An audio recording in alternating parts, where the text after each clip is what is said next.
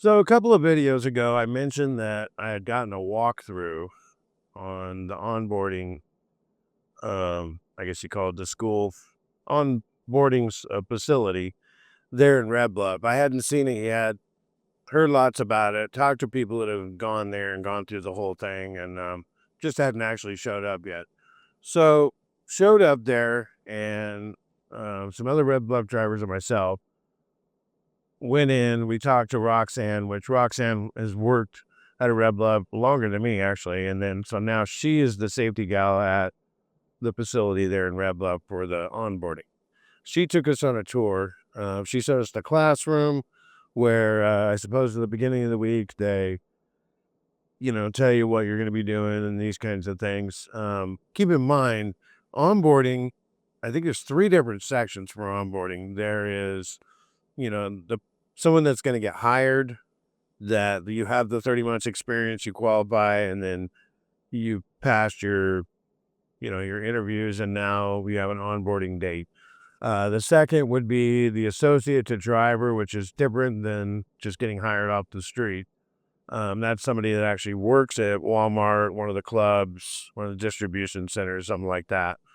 And so they're going through a 12-week program. And so I would imagine they use that classroom that's there a lot.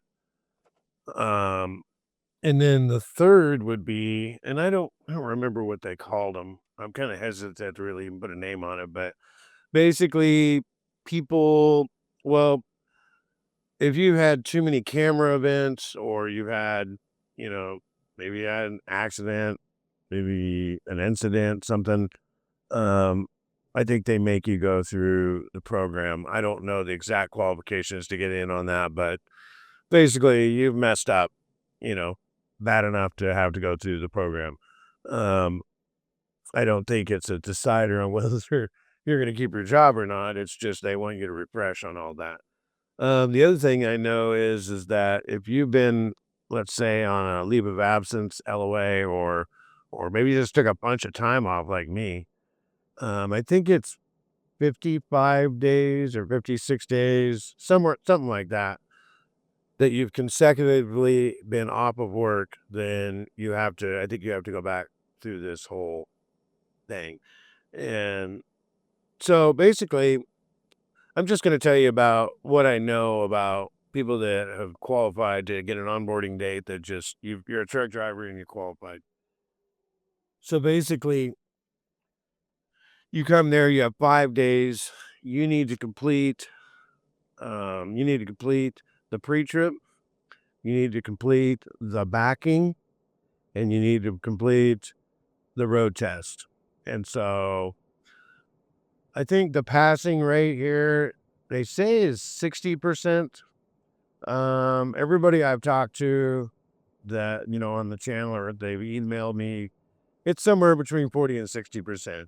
I mean, I haven't said and averaged it out, but it's definitely in that 50% range if you want a real average on it, at least what I've seen. And so if 10 people come, only 5 get hired. And I don't necessarily think that it's because onboarding is so difficult or hard. I think it has to do with mentally. I think that drivers are just so intimidated by the process. I know I would be. I mean, I'll be honest with you. If I had to go through that whole thing, I'm pretty sure I'd probably fail it. It's a lot more than I had to do when I got hired. Not that I couldn't eventually pass it, but I mean, if it was the first time through, I probably wouldn't make it. And, it seems a bit tough. But I mean, I don't see how it's that much different than when you went and you got your CDL at the DMV.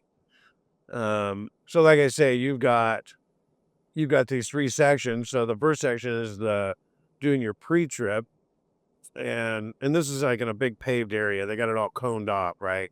And so they gave us a tour out there, and um, there was somebody doing their pre-trip, and so the instructor has got the stopwatch, and they're right with them so they can hear, because you're calling this stuff out, and you got 30 minutes to accomplish the whole thing, right? Um, it's uh, it's tractor and trailer. They are in two pieces when you start, and then you couple them, and then continue on after you've done the tractor, of course. 30 minutes. Got to get it done. There was a gal, Kelly. I think Kelly was her name. I hope I got it right. She had emailed me, and then we ended up talking on the phone. And she went through this process, I think, out of Seymour or I don't know, somewhere out in the east. And she failed it, but she told me everything she knew about, what it was. And she actually went through the whole thing in 30 minutes. And the little side door on the tractor where little compartment you put stuff in. Apparently she had went all the way around, did her pre-trip, did it good, did it right within the 30 minutes. And they said, all right, are you done? And she says, yes, I'm done. And they said, okay, you failed. And I believe it's because she left that door open on the side. So I mean, paying attention to detail is important. I don't remember the DMV being that strict, but that was over 23 years ago, so maybe, who knows. So you have to do tractor and trailer. You got to call this stuff out, if they're damaged or missing or, you know, how a pre-trip goes. And there are critical things that could bill you right away, and then there's things that are, I would imagine, just about anything's critical, really. I mean, if literally left out, something on the truck, I mean, you're pretty much done at that point. I mean, if you did check an axle, then I don't know why that wouldn't be a fail. So, I mean, you pretty much need to nail everything. I know you got to touch every single lug nut on the tractor and the trailer on every wheel. Um, you have to call out like the fifth wheel plate, and the kingpin on the trailer, the handle, whether the pin's locked, um, and I'm probably not going to give you the most thorough list, but I'm going to give you what is some of the biggest things I know of. The trailer, the fifth wheel, or not the fifth wheel, but the tandem slides on the trailer. You have to make sure that all four of those pins are locked in. So you have to go all the way around both sides and make sure they're locked in. What else? You know, it's a thorough pre-trip. Like I said, not that much different than when you went to go get your CDL. And so you have 30 minutes to do that. So the next section is the backing. Now, if you want my opinion on what I think, as soon as I walked up, the first thing I thought was, that looks hard. And it's not because they got you doing some crazy blind side or anything like that. I mean, you can get it in and out all you want. It wasn't that. It was the fact that there was so little space to pull forward and pull up. Because I mean, you're allowed to do pull-ups and things like that. You can get out as much as you want, as long as you can get 3 different backings in a row. There are 3 separate backings in the same area within 20 minutes. And so I mean, yeah, you can get out all you want, but can't get out too much, otherwise you'll run out of time.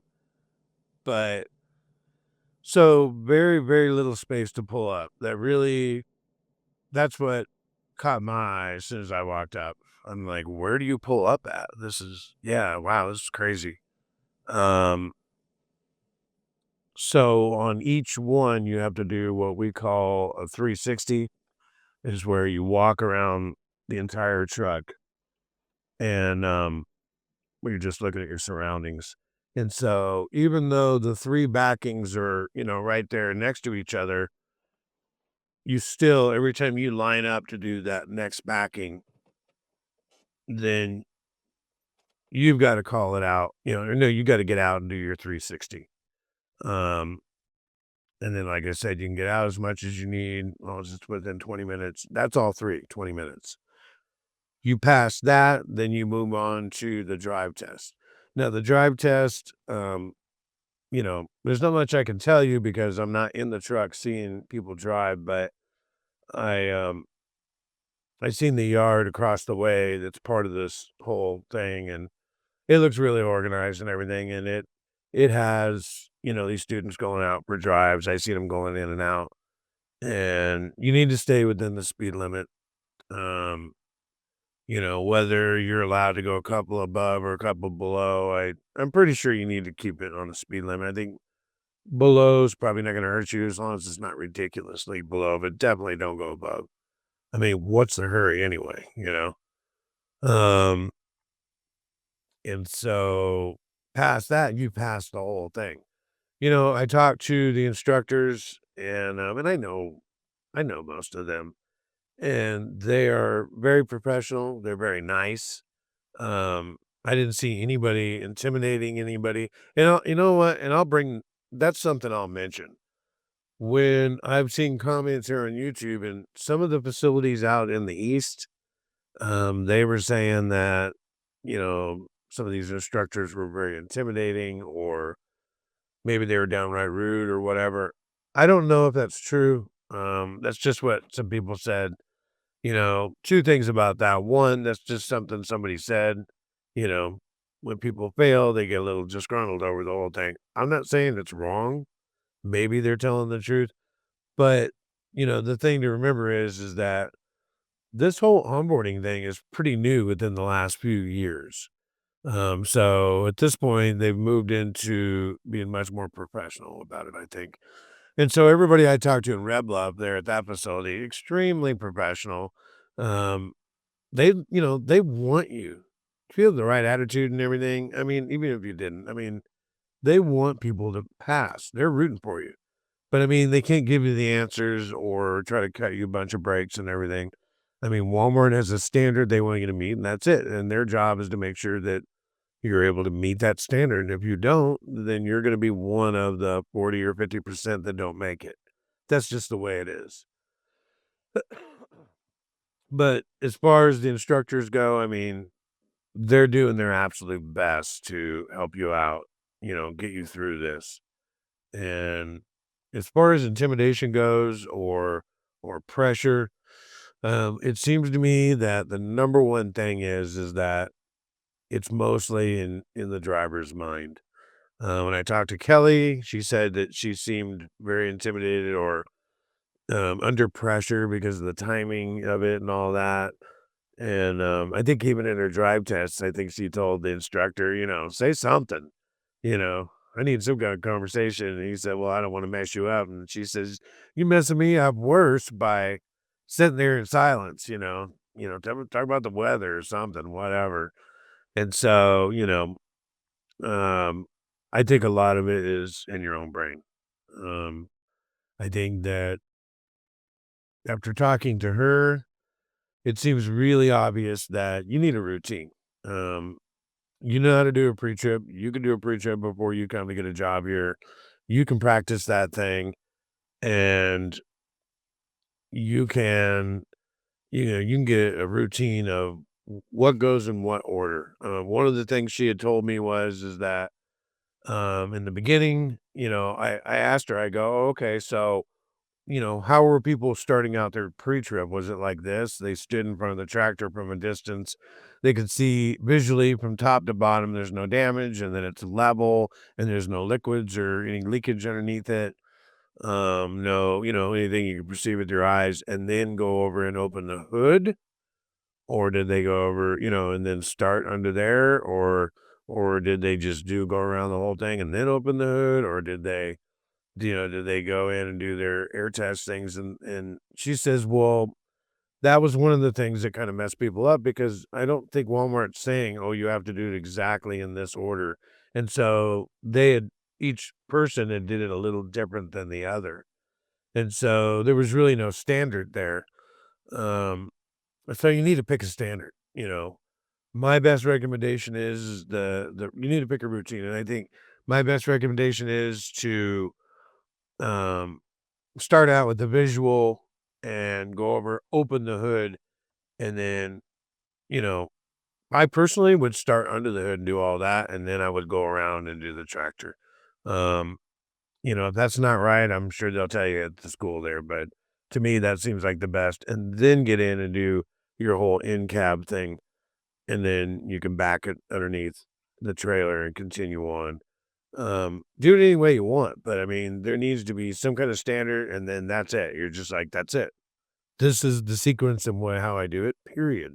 I don't care who's standing over me. I don't care how many stopwatches are going. This is how it is because you need to shut these people out. They're not trying to mess you up, but you'll let the presence of someone mess you up if you're stressing over. They got a stopwatch and they're watching you. And so, make believe nobody's there and you're calling this stuff out loud, right? And and so that's my best advice for the onboarding. She was saying that she can come back in 8 weeks. I don't know if that's exact time. Maybe she said 6 weeks, but somewhere around 6 or 8 weeks, you can come back, I think, and like reapply. Um, a lot of people I've talked to, if they don't get it the first time out, that's it. They're done. They're never coming back. And I've asked them, I'm like, why don't you go back? I mean, what? I don't understand. And their answer is, no, I'm just not for Walmart. And, I'm going to go out and look at these other jobs. And it's like, okay, I mean, to each their own. But I mean, if you come back and you qualify again, why not? Like I was telling Kelly, you've already gone through this. You already know what's happening. You're going to be doing 100 times better than the other people that were, that you originally did it with because you got experience at it. And so, these are the things I saw at the onboarding school or facility, and it's extremely professional. Everybody's extremely nice. I didn't see anything that was unfair there or out of the ordinary. I mean, when I got hired, it wasn't this hard. You needed the miles and you needed to not have the accidents. I was interviewed by some drivers, I was interviewed by some operation managers. I was supposed to be interviewed by the GTM, but he wasn't there at that time. So I got interviewed by um who was it? HR and then one of the top ops person. And then I had a drive with the safety guy, which I did a pre-trip. It wasn't near as formal as this, and he wasn't very critical on it. And we did the drive test, probably about the same drive test that you guys will be doing now. And then, I got hired. You know, this intimidation of the stopwatch, somebody standing over the top of you like that. Yeah, I don't think I'd pass it. I think I'd have to try a couple times. But you know, it really is worth it. I didn't see anything unfair or wrong here. I thought it was a very fair process. Yeah, you're gonna read stuff online where people are like, "Oh no, they were mean to me. They were rude." Those people don't understand. I've been driving for 45 years. It's a joke and all this. Um, you probably ought to take all that with a grain of salt because I didn't see any of that. I see nothing but pure professionalism and they're doing a great job. And besides, think about it. Do you really want Walmart to hire just anybody off the street without, testing them? Because that's going to be a reflection of you once you work here. Do you work for a place that's a joke, that's sad, or do you work for a place that's professional and treats you great and has great drivers? Trust me, you don't want it to be a bad thing. And so that was my experience at the driving, facility there in Red Bluff. And, so if you want to apply for Walmart, as usual, you can use this information right here, which is my driver information. It's a referral.